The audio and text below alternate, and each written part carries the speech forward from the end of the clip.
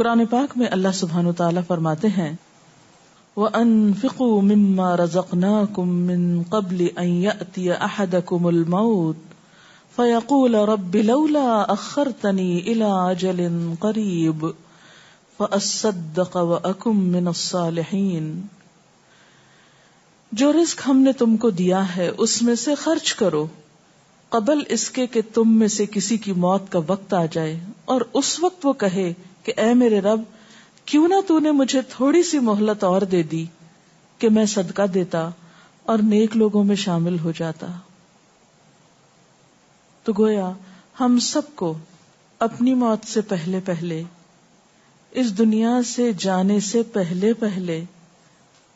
جو کچھ بھی ہمارے پاس ہے اس میں سے کچھ نہ کچھ دوسروں کو بھی اس کا حصے دار بنانا چاہیے، ضرورت مندوں پہ خرچ کرنا چاہیے، اپنی نعمتوں میں دوسروں کو شریک کر لینا چاہیے۔ قرآن پاک میں اللہ سبحانہ و تعالی ایک اور موقع پر یہ بھی فرماتے ہیں قُلْ لِعِبَادِيَ الَّذِينَ آمَنُوا يُقِيمُوا الصَّلَاةَ وَيُنْفِقُوا مِمَّا رَزَقْنَاهُمْ سِرًّا وَعَلَانِيَةً مِّن قَبْلِ أَن يَأْتِيَ يَوْمٌ لَّا بَيْعٌ فِيهِ وَلَا خِلَالٌ۔ اے نبی صلی اللہ علیہ وسلم، میرے جو بندے ایمان لائے ہیں ان سے کہہ دیجئے کہ نماز قائم کریں، اور جو کچھ ہم نے ان کو دیا ہے اس میں سے کھلے اور چھپے خرچ کریں، اس سے پہلے کہ وہ دن آ جائے، یعنی قیامت کا دن، جس میں نہ خرید و فروخت ہوگی اور نہ ہی دوست نوازی ہو سکے گی۔ یعنی آج وہ مال جس سے ہم خرید و فروخت کرتے ہیں، جس سے ہم صرف اپنی ذات کی راحتیں اور آرام لیتے ہیں، اس مال سے صرف اپنی ہی ذات کا خیال نہیں کرنا، بلکہ اسے اس دن کے لیے آج خرچ کرنا ہے تاکہ اس دن کی راحتیں بھی ہم اس سے لے سکیں۔ اللہ سبحانہ و تعالی بار بار اس بات کی طرف توجہ دلاتے ہیں کہ اس سے پہلے خرچ کر لو کہ یہ سب کچھ تمہارے پاس نہ رہے اور تم حساب کتاب کے دن جا پہنچو جہاں پھر تم کچھ بھی خرچ نہ کر سکو گے اور نہ ہی اس مال کو کسی بزنس میں لگا کے کچھ اور کما سکو گے، یہ سب کچھ یہیں رہ جائے گا۔ نبی صلی اللہ علیہ وسلم نے بھی بہت سی احادیث میں خرچ کرنے کی طرف متوجہ فرمایا ہے۔ آپ نے فرمایا یا ابن آدم انفق انفق علیک، حدیث قدسی ہے، اے ابن آدم تو خرچ کر، میں تجھ پر خرچ کروں گا، یعنی اللہ تعالیٰ نے فرمایا، نبی صلی اللہ علیہ وسلم نے روایت کیا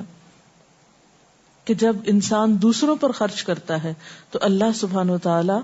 اس بندے کو مزید عطا کرتا ہے۔ اسی لیے ایک حدیث سے پتہ چلتا ہے کہ صدقہ کرنے سے مال کبھی کم نہیں ہوتا، دوسروں کو دینے سے کمی نہیں ہوتی۔ آپ صلی اللہ علیہ وسلم نے فرمایا جس نے حلال کمائی سے ایک کھجور برابر بھی خیرات کی، یعنی چھوٹی سے چھوٹی چیز بھی خیرات کی، اور اللہ تعالیٰ تک حلال ہی کی خیرات پہنچتی، یعنی وہ اس کے پاس اسی کا اجر ملتا ہے انسان کو، تو اللہ تعالیٰ اسے اپنے دائیں ہاتھ سے قبول کرتے ہیں۔ یعنی حلال کمائی سے اگر انسان معمولی چیز بھی خرچ کرتا ہے تو اللہ تعالیٰ اسے دائیں ہاتھ سے قبول کرتے ہیں، یعنی بہت محبت و شفقت سے لیتے ہیں، اور خیرات کرنے والوں کے لیے اس کو بڑھا دیتے ہیں، جیسے تم میں سے کوئی اپنے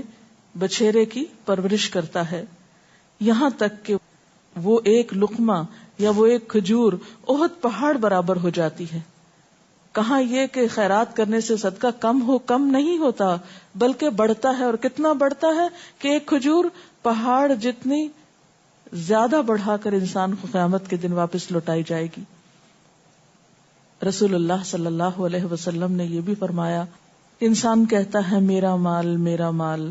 حالانکہ اے انسان تیرا مال وہ ہے جو تو نے کھا کے ختم کر دیا، یا پہن کے پرانا کر دیا، یا صدقہ کر کے آگے بھیج دیا، باقی تو وارثوں کا مال ہے۔ ہم سب جمع کرتے رہتے ہیں، بعض اوقات اپنی ذات پہ بھی خرچ نہیں کرتے، اپنی ضروریات کو بھی خوش دلی سے پورا نہیں کرتے، بعض لوگوں کے پاس ہوتا بھی ہے لیکن اپنے اہل و عیال کو فقیر چھوڑ دیتے ہیں، بچا کے رکھتے ہیں، بخل کرتے ہیں، اور بھول جاتے ہیں کہ ایک دن یہ سب کچھ یہیں رہ جائے گا اور وہ خالی ہاتھ آگے چلے جائیں گے۔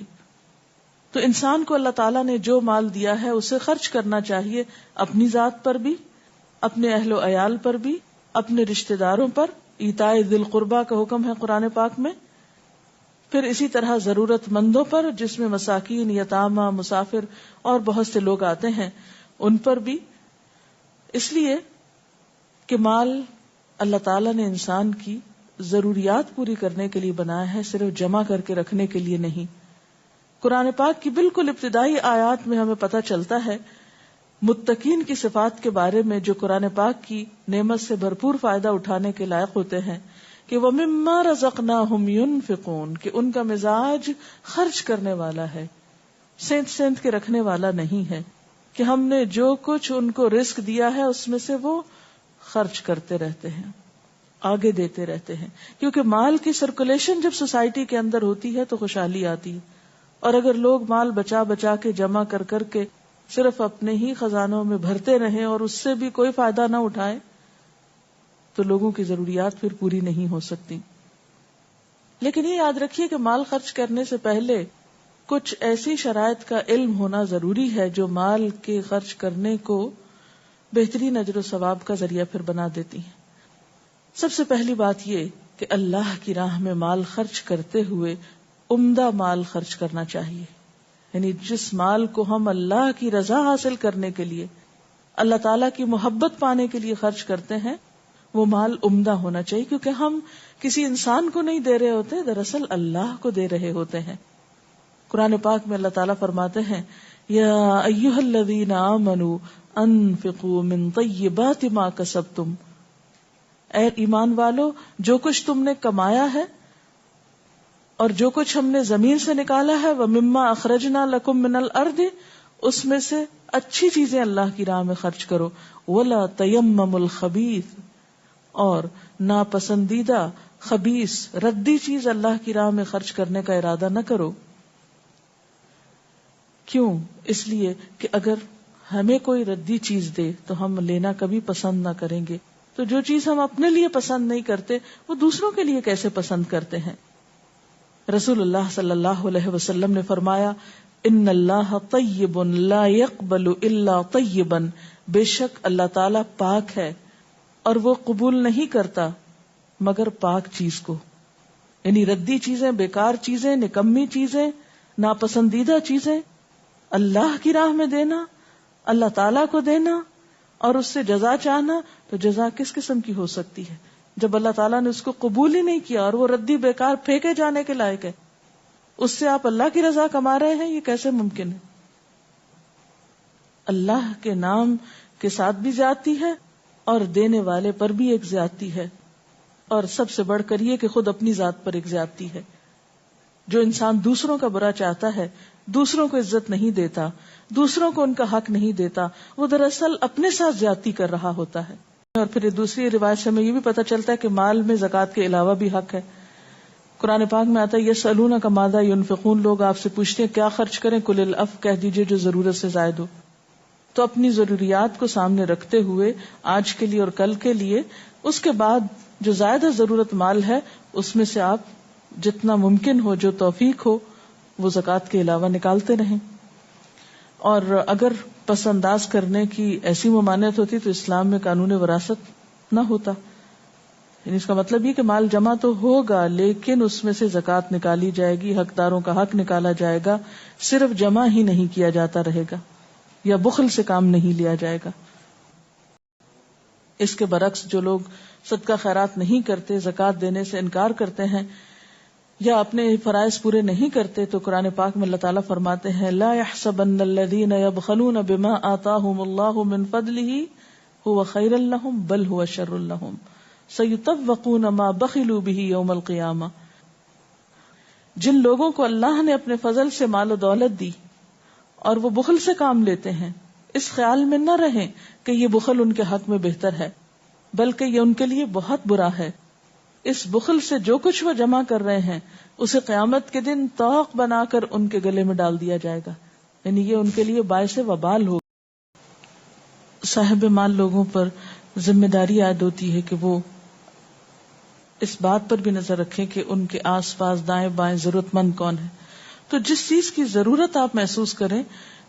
وہ چیز آپ نکالیں، یا جو آپ کے پاس زیادہ ہو وہ آپ ضرورت مند ڈھونڈ کر وہاں تک پہنچائیں.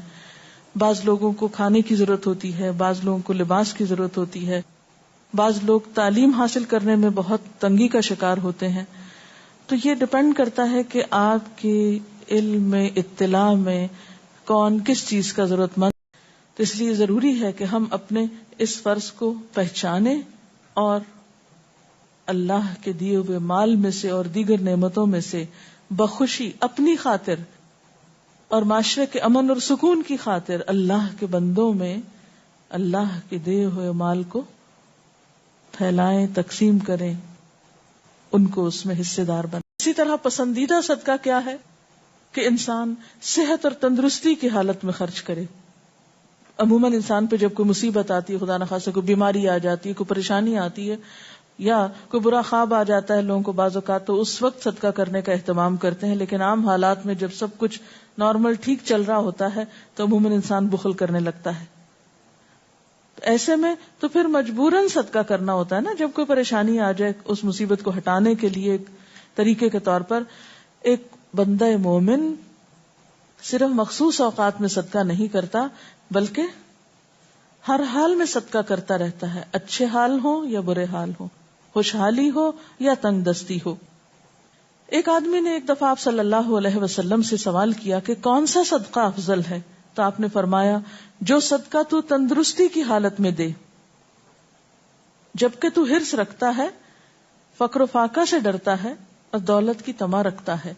لہذا صدقہ کرنے میں جلدی کرو، یہ نہ ہو کہ جان لبوں پہ آ جائے اور تم کہنے لگو کہ اتنا فلاں کو دے دو، اتنا فلاں کو دے دو، حالانکہ اس وقت مال اس کا نہیں بلکہ اس کے وارثوں کا ہو چکا. یعنی مرتے وقت تو انسان کا مال مختلف لوگ لے جائیں گے، اب وہ کہے یا نہ کہے اب اس کو تو فائدہ نہیں ہے اس سے. آپ صلی اللہ علیہ وسلم نے یہ بھی فرمایا آدمی کا اپنی زندگی میں 1 درہم خرچ کرنا موت کے وقت 100 درہم خرچ کرنے سے زیادہ بہتر ہے. یعنی جب انسان کے اوپر موت کا خوف ہو کہ اب تو میں مر ہی جاؤں گا تو جلدی جلدی صدقہ کر لو، تو اس وقت 100 کرنے کا بھی ثواب اتنا نہیں جتنا عام حالات میں اچھے دنوں میں 1 درہم خرچ کرنے کا ہے. اب یہ ہے کہ صدقے کے فوائد جہاں سوسائٹی کو پہنچتے ہیں وہاں سب سے زیادہ خود ہماری اپنی ذات کو پہنچتے ہیں. نبی صلی اللہ علیہ وسلم نے فرمایا صدقہ اللہ کے غضب کو بجھاتا ہے اور بری موت سے بچاتا ہے. ہر شخص خواہ وہ مال رکھتا ہو یا نہ رکھتا ہو کسی نہ کسی شکل میں صدقہ کر سکتا ہے، اور ہم میں سے ہر ایک کو نیکی کے کاموں کا حریص ہونا چاہیے اور ایک دوسرے سے آگے نکلنے کی کوشش کرنی چاہیے. اللہ تعالی ہمیں اس کی توفیق عطا فرمائے. وآخر دعوانا ان الحمد للہ رب العالمین. سبحانک اللہم و بحمدک نشہد ان لا الہ الا